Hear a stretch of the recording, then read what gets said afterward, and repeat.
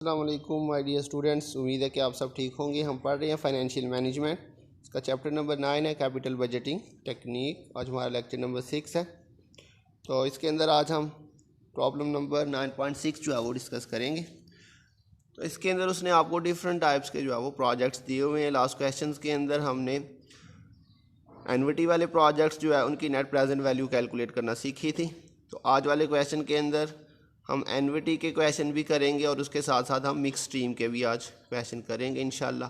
तो सबसे पहले हम क्वेश्चन को रीड कर लेते हैं। कह रहे using a 14% cost of capital calculate the net present value for each of the independent projects shown in the following table and indicate whether each is acceptable. तो ये सारे जो है ना वो एक दूसरे से डिफरेंट है, मतलब इंडिपेंडेंट प्रोजेक्ट्स हैं। तो सबसे पहले प्रोजेक्ट ए को अगर देखें तो ये हमारी एनविटी है। वो कैसे पता चला? ये देखिएगा आपके पास 4,000 सारी सेम वैल्यूज़ आ रही हैं। तो एनविटी की डेफिनेशन क्या थी कि आपको after a same interval same amount अगर रिसीव होगी तो वो आपकी एनविटी होगी। तो ये जो हमारा प्रोजेक्ट ए है ये एनविटी है और इसमें आपके पास इनिशियल इन्वेस्टमेंट जो है आउटफ्लो वो 26,000 है। तो ये तो बिल्कुल सिंपल है, जिस तरह आपने लास्ट क्वेश्चन किए थे ये बिल्कुल वैसे ही होगा। तो इसके अंदर हमने क्या कैलकुलेट करना है? Net present value. और एनविटी के अंदर नेट प्रेजेंट वैल्यू का फार्मूला आपको आता है present value of inflow minus present value of outflow. अब इसमें हमारे पास दो चीज़ें रिक्वायर्ड है, प्रेजेंट वैल्यू ऑफ इनफ्लो और प्रेजेंट वैल्यू ऑफ आउटफ्लो। तो सबसे पहले हम डाटा लिख लेते हैं। Initial investment present value of एनविटी हमारे पास प्रोजेक्ट ए के अंदर 26,000 था, अभी टेबल में से देख लें। उसके बाद एनुअल रिटर्न 4,000 था। नंबर ऑफ़ ईयर्स 10 ईयर थे हमारे पास, 10 उसने आपको इंस्टॉलमेंट्स दी हुई थी और अपॉर्चुनिटी कॉस्ट 14% था। तो अब हम निकालते हैं। सबसे पहले इसमें प्रेजेंट वैल्यू ऑफ इनफ्लो, उसका फार्मूला आपके पास R into present value interest factor एनविटी आई इंटू एन, इसमें वैल्यूज पुट करते हैं। आर हमारे पास 4,000 था और इंटरेस्ट रेट अपॉर्चुनिटी कॉस्ट 14% था और एन जो है वो 10 ईयर्स था। तो अब हमने प्रेजेंट वैल्यू इंटरेस्ट फैक्टर एनविटी वाले टेबल में जाके 14% के ऊपर 10 ईयर्स के अंदर फैक्टर देखना है। तो ये आपके पास टेबल है। तो टेबल के अंदर देखिएगा आपके पास 14% के ऊपर ये आपके पास 14% है और 10 सालों में आपने ये फैक्टर देखना है। ये 10 ईयर्स के अंदर आपके पास ये फैक्टर दिया हुआ है 5.216। तो अब इसको हम पुट करते हैं लास्ट फार्मूले के अंदर। तो ये हमने फैक्टर पुट किया 5.216 मल्टीप्लाई किया 4,000 से, तो ये आ रहा 20,864। तो ये प्रेजेंट वैल्यू ऑफ इनफ्लो आ गई है। तो प्रेजेंट वैल्यू ऑफ आउटफ्लो जो हमारी इनिशियल इन्वेस्टमेंट है वो इसमें आपके पास आ जाएगी और इसके बाद हम इन दोनों का क्या ले लेंगे? डिफरेंस। तो प्रेजेंट वैल्यू ऑफ इनफ्लो 20,864 और आउटफ्लो जो है वो 26,000 है। दोनों का डिफरेंस लिया तो ये आपके पास माइनस में आ रहा है 5,136। तो हमने बात की थी अगर माइनस में आएगा तो हम इसे रिजेक्ट कर देंगे और अगर प्लस में आएगा तो एक्सेप्ट कर लेंगे, या दूसरे वर्ड्स में हमने बात की थी अगर आंसर 0 से बड़ा होगा तो एक्सेप्ट करेंगे, 0 से कम होगा तो रिजेक्ट करेंगे। तो net present value is less than 0 so it is rejected. तो फर्स्ट जो है वो हमने रिजेक्ट कर दिया। उसके बाद हम देखते हैं प्रोजेक्ट बी। तो ये आपके पास आज नया है। इसके अंदर हमारे पास मिक्स स्ट्रीम है। जैसे हमने पे बैक पीरियड के अंदर अगर आपको याद हो तो हमने पे बैक पीरियड जब एनविटी था उसको डिफरेंट तरीके से निकाला था, लेकिन मिक्स स्ट्रीम को हमने टेबल की शक्ल में कैलकुलेट किया था। तो यहाँ पर भी नेट प्रेजेंट वैल्यू जब कैलकुलेट करेंगे तो एनविटी को तो आपने फॉर्मूले से निकाल लेना है, लेकिन अगर मिक्स स्ट्रीम होगा तो फिर आपने टेबल की शक्ल में सॉल्व करना है। तो ये आपके पास इसकी पहचान होगी, आपने याद रखना है। एनविटी है तो फार्मूले से और मिक्स स्ट्रीम है तो टेबल से करेंगे। तो आज हम देखेंगे प्रोजेक्ट बी हमने टेबल की मदद से कैसे करना है। तो सबसे पहले जो है अपने फर्स्ट कॉलम में लिखना है ईयर, उसके बाद आपने दूसरे कॉलम के अंदर लिखना है कैश फ्लो और फिर उसके बाद प्रेजेंट वैल्यू इंटरेस्ट फैक्टर 14% पे निकालना है। यहाँ पे एनविटी नहीं लिखना, सिंपल ही लिखना आपने ऐसे ही, और उसके बाद प्रेजेंट वैल्यू। ये 4 कॉलम बनेंगे आपके पास, ये आपने याद कर लेने हैं। मिक्स स्ट्रीम के अंदर जब भी नेट प्रेजेंट वैल्यू निकालेंगे तो इसी तरह से आपने 4 कॉलम बना लेने हैं। तो फर्स्ट कॉलम के अंदर आपने 0 से स्टार्ट करना है। 0 पे हमारे पास इनिशियल इन्वेस्टमेंट आएगी और उसके बाद जितनी इंस्टॉलमेंट थी आपके पास टोटल ये 6 इंस्टॉलमेंट थी आपके पास। तो ये आपने जितने सालों की इंस्टॉलमेंट है उतने ही सालों का आपने टेबल बनाना। इसमें 10 सालों की इंस्टॉलमेंट नहीं थी, सिर्फ 6 सालों की थी। उसके बाद आपने कैश फ्लो में सबसे पहले 0 टाइम पीरियड के ऊपर जो आपकी इन्वेस्टमेंट थी आउटफ्लो, ये 5 लाख था। प्रोजेक्ट बी के अंदर अगर आप देखें सबसे टॉप के ऊपर तो 5 लाख लिखा होगा उसके बाद जो आपको इंस्टॉलमेंट दी हुई थी टेबल में से देख लीजिएगा, ये दी हुई है आपके पास पहले साल के अंदर 1 लाख, दूसरे साल में 1,20,000, 1,40,000, 1,60,000, 1,80,000 और 2 लाख। ये हमने प्रोजेक्ट बी का डाटा लिख लिया, ये अपने टेबल में से देख लीजिएगा। तो इसमें जो मेन काम है ये वो फैक्टर लिखना है।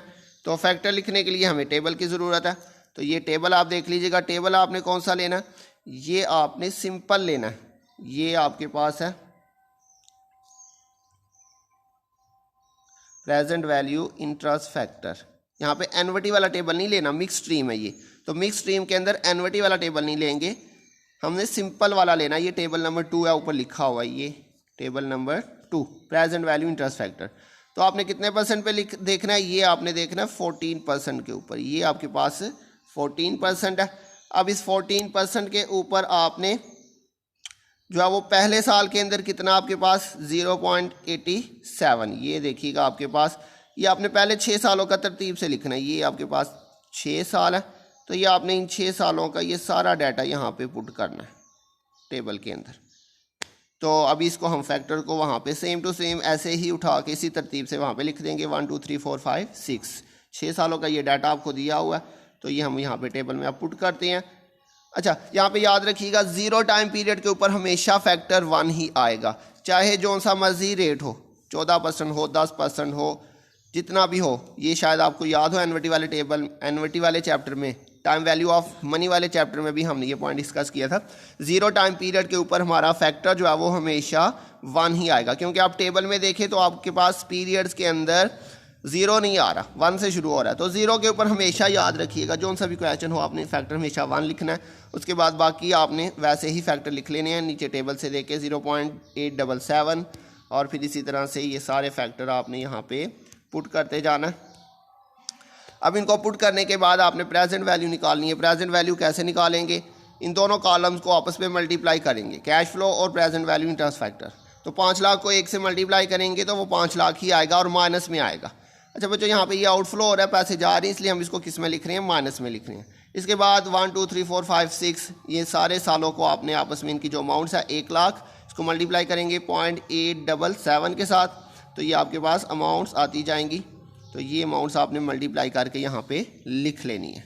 अब इसके बाद आपने क्या करना है, ये जो प्रेजेंट वैल्यू वाला कॉलम है, लास्ट कॉलम, इसके अंदर जो आपको वैल्यूज़ दी हुई हैं इनको आपने प्लस माइनस करना। देखिए आपके पास जो पहली वैल्यू है वो माइनस किया, और उसके बाद बाकी जितनी भी वैल्यूज़ आ रही हैं 87,700, 92,880, 94,500, 94,720, 93,420, 91,200।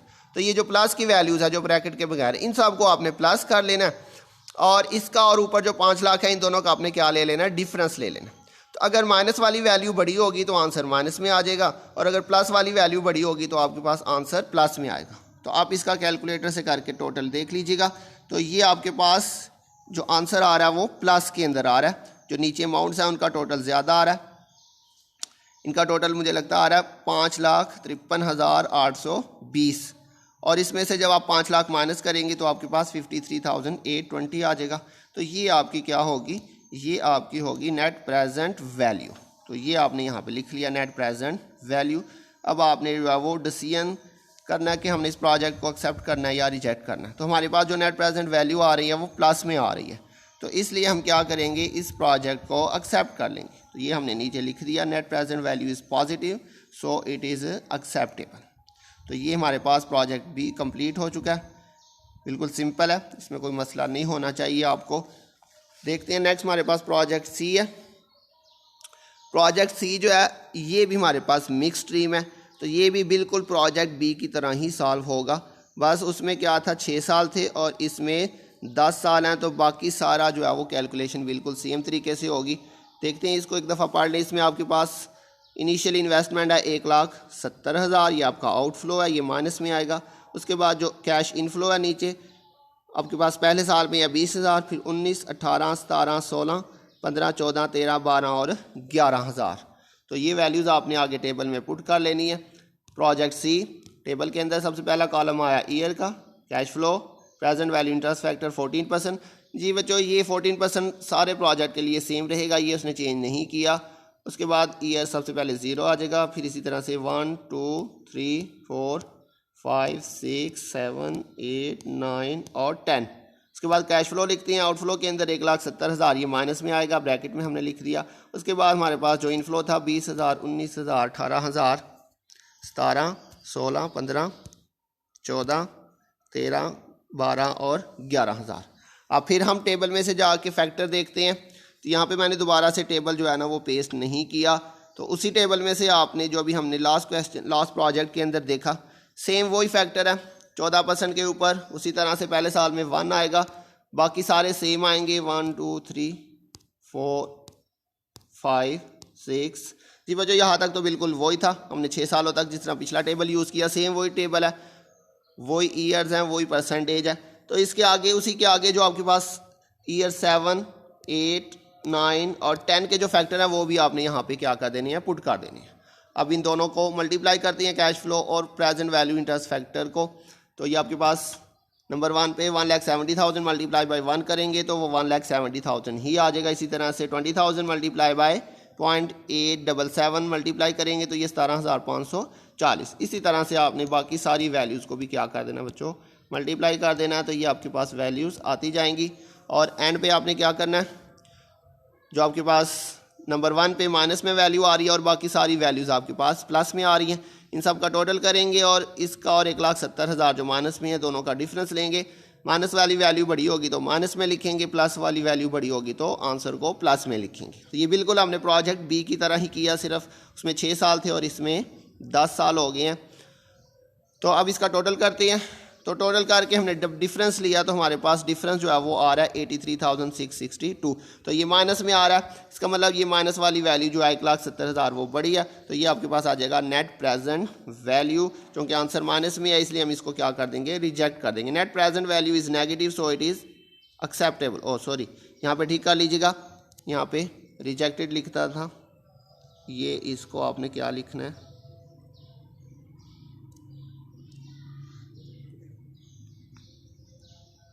ये आपका होगा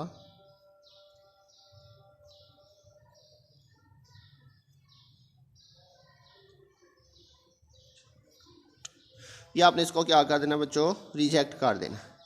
तो बिल्कुल सिंपल था ये लास्ट की तरह ही। इसी तरह से नेक्स्ट प्रोजेक्ट हम देखते हैं। नेक्स्ट प्रोजेक्ट हमारे पास डी है।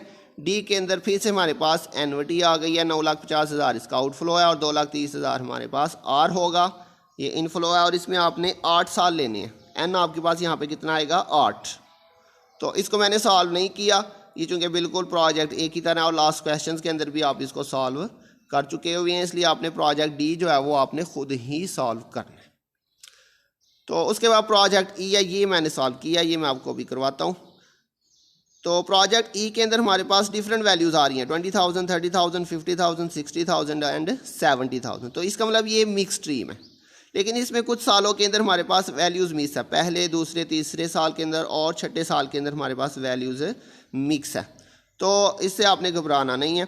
आपने सिंपल क्या करना है, जो आपने फैक्टर लेने हैं वो आपने कौन से सालों के लेने हैं, जो से साल की उसने आपको वैल्यूज़ दी हुई हैं, जब आप टेबल से फैक्टर देख के लिखेंगे तो आपने सिर्फ उन्हीं सालों के फैक्टर लिखने हैं, बाकी आपने स्किप कर देने। तो यहाँ पे देखिए उसने आपको कौन से साल की अमाउंट दी है, उसने आपको ईयर 4 की दी है, ईयर 5 की दी है और इसी तरह से 7,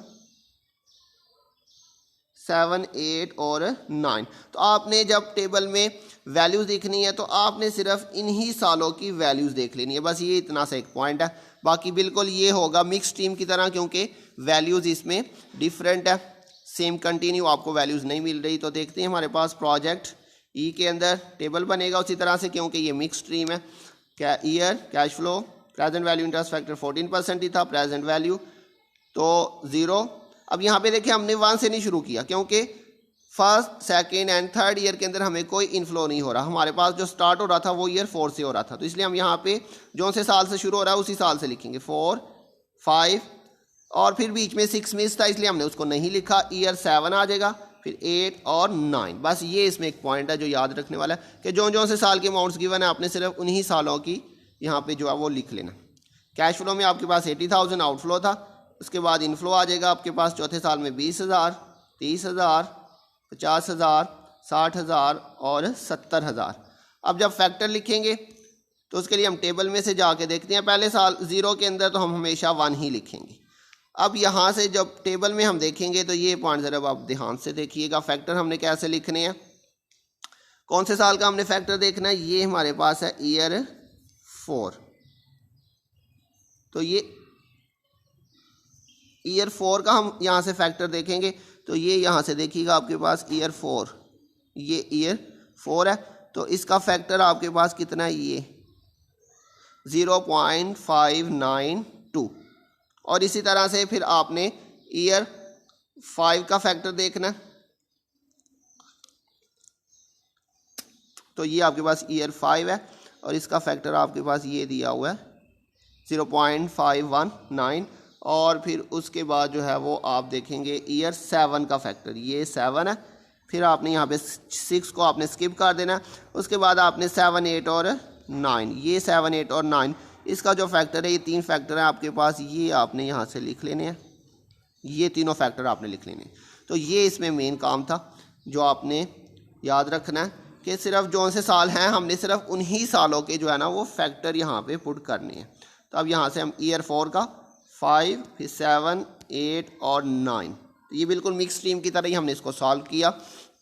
अब इनको मल्टीप्लाई करेंगे, पहला आंसर आपके पास माइनस में आ रहा है और बाकी सारी वैल्यूज़ आपने मल्टीप्लाई करके यहाँ पे लिख लेनी है।